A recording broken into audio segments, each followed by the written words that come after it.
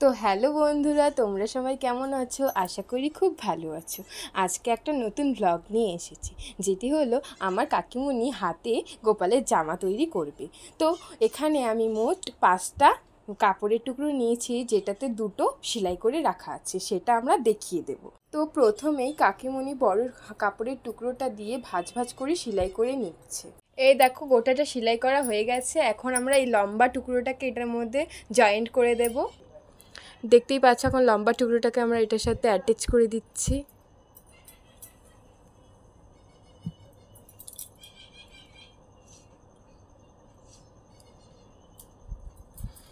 যে লম্বা ডোরটা ঢুকিয়েছিল, তো ওটা ফোল্ড করে সেলাই করার পর এই লম্বা ডোরটা ঢুকিয়ে দিচ্ছে।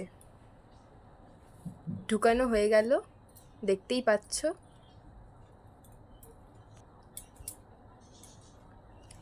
এই যে হয়ে গেছে।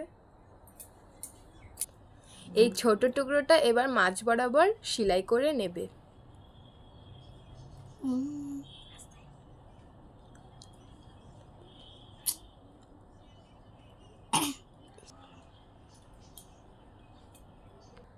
এবার যে এই ছোট ডোরটা এটার মধ্যে দিয়ে ঢুকিয়ে নিচ্ছে।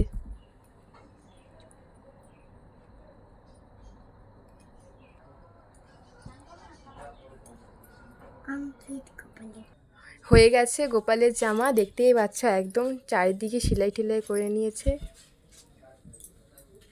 দেখো বন্ধুরা, আমার কাকিমুনি আরও বানিয়েছে। আমাদের গোপালের জামা আমার কাকিমুনি নিজে হাতেই বানায়।